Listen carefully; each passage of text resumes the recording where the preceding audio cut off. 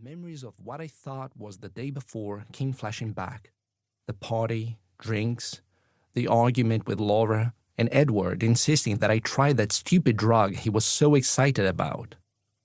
"Please stop drinking. Can't you see you're killing yourself?" Laura was shouting at me. "Is that what you want?" "I don't want to die. I just want to escape." "Escape from what?" "You're crazy." "Yeah, I'm crazy, and you don't understand me. Nobody does." I tossed into my mouth the 2 blue pills I had accepted from Edward. That was the last thing I remembered.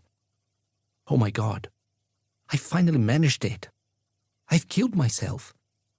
This can't be happening. What's wrong with me? Why can't I move? Why can't I close my eyes? That idiot poisoned me, I thought. And now I'm in hell paying for what I did. It's even worse than I would have imagined. I wasn't a great believer in life after death, but at that moment there seemed to be no other explanation. Please, God, please forgive me. Give me another chance. The sound of a door opening interrupted my train of thought. I heard a woman's voice. "What a racket that piece of trash makes," she said. "It's the only one we have. You know what this place is like," replied a man.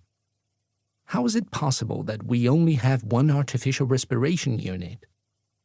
"Well, that's how it is. We just have to do the best we can." "So, what happened to him?" "He is really screwed." "Why don't you uncover him and take a look?" I felt a sheet being pulled back from my face and could see a woman in a white uniform who stared at me with an expression of startled fright. "He's awake." The man standing next to her leaned over to see better. "No, he was like that when they brought him in.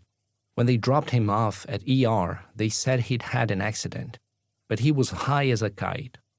Still conscious, though. Kept saying, 'Laura, I'm sorry,' over and over again. After that, he went into a coma, and he seems to have something like a kind of rigor mortis. We couldn't get his eyes to close. Poor devil. He'd be better off dead." "You mean we'd be better off? Now we have a vegetable to keep alive, in a bed that somebody else needs. What a waste of electricity.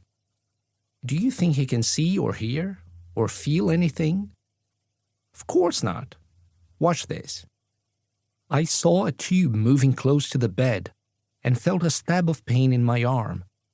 "That hurts, you jerk. I'm alive. I'm awake. Help me." I tried uselessly to scream. "You might as well change his drip now that we're here," the man said. "Someone's got to water the vegetables." They both chuckled, and a wave of rage and desperation washed over me. The man left the room. The woman changed the bottle that was hanging next to the bed and quickly followed him out. So now I had some answers. I replayed the conversation in my mind. An accident. Went into a coma.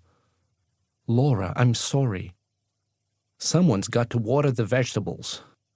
Water the vegetables. The vegetables." Chapter 2. In the first few days, I managed to explore the room I was in a little. That is to say, I explored the part of the room that was within my immobile field of vision. Above me was a tatty neon ceiling lamp that looked as if it was about to fall down. To the right of the bed was a hook for my drip, which the nurse came in to change once a day.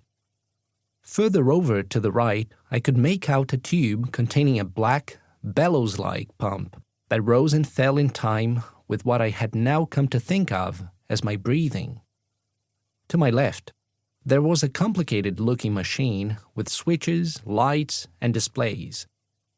I later found out that this was responsible for controlling my respiration, my heart rate, and the nutrients being administered through a tube going into my stomach.